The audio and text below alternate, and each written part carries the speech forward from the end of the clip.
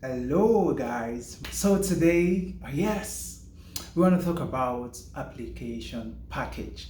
Your grade is not the only thing that you need to put forward together to the admission committee of any school. So let's get started. So the first thing I would like to push out today is your transcript. Transcript is very important for grad education, especially in the United States. Why is this so? This is because this is the first thing that shows your level of academic performance. In the United States, for example, your ND is directly equivalent to an associate degree. And also, your HND, which is the addition of the remaining 2 years from your ND, is also equivalent to the 4 years bachelor's degree in the United States.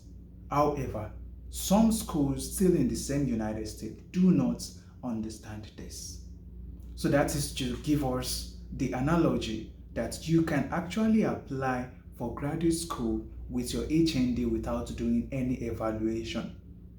So how do you do this? All you need to do is just to combine your ND transcripts and your HND transcripts, combine the two in a PDF, making it a singular file, and then you can use that to apply.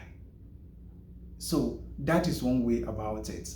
So the second way, which is the most popular, is with evaluation.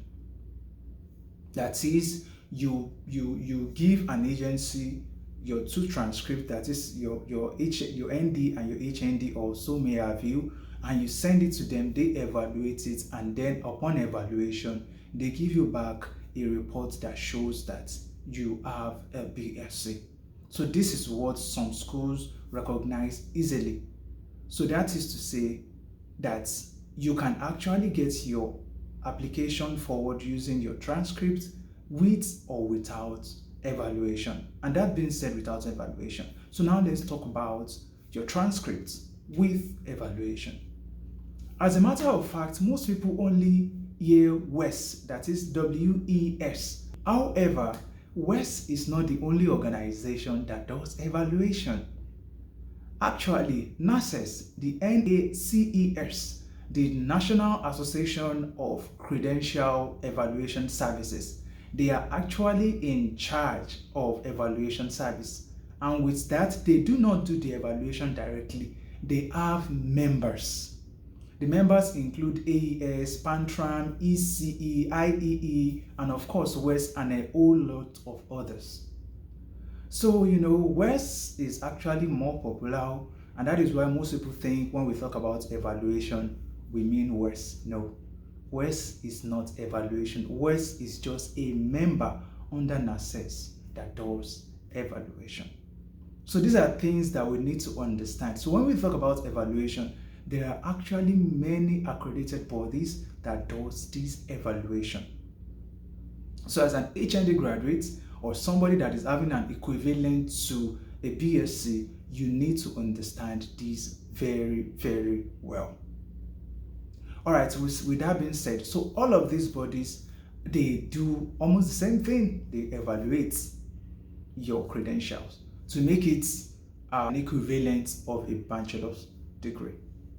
So with that being said, whenever you want to apply, you need to understand it. So most schools will say they needed a particular evaluation body to give an evaluation to your HND, while some will just say any member of NACES. The number two thing I would like to talk about is the letter of recommendation. So when you want to apply to any school, you need to understand that your letter of recommendation will be coming from people that can actually accredit you, and they can actually, talk about you, and they have the office and then the qualification to do so. Most times, some schools requires probably 2 academic recommendation and then a professional recommendation. Some they can say they need 3 academic recommendation or possibly 1 professional, and some they will just ask for any of the above. So you need to be able to get letters of recommendation in the required quantity as it is in required. So then another thing I would like to talk about is your CV. Your curriculum vitae, you need your CV.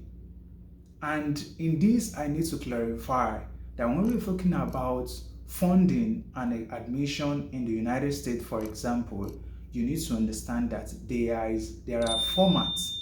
There are formats that are required in academic. So there is academic CV, there is work or professional CV. So these two formats, they are different and they carry different things. So we need to understand that not every CV works. Another important document or requirement or item that you need to note down is your SOP, your statement of purpose. Some school will ask it in the case of personal statements. You need to be able to draft these out, highlighting who you are, what you aim to achieve, the things you've achieved, and then some other things like that. Also, in cases for people that are going for PhDs especially, you might need to write a diversity essay. And sometimes you might need to also write research proposals. Furthermore, some schools will go to the extent of asking you to write some other requirements or some essays like that. All of this will be rightly stated on the school requirements page. Some schools require you to snap the data page of your passport before you can submit your application, while most schools don't require it. But it is one handy requirement that you need to put in mind. Also, in some cases, you might need to write some exams as required. Some schools do require you to write some English tests, and some they do waiver it. You need to be able to find this out. English tests like TOEFL, IELTS might be requirements in some schools. You need to be able to know this too. And also, in some cases, you might be required to write the GRE. So the GRE, especially for STEM, and then GMAT for non-STEM, most especially people in the management side, you might be required to write these exams. So no matter how it is, most of the requirements that we'll be needing revolves around all of this that we have discussed, especially for an HND graduate. This applies to other graduates also. So with this, I'll be stopping here. So just for us to be able to know that these are the requirements for us to be able to get started and get that admission, and most importantly, that funding that will land us to our dream school.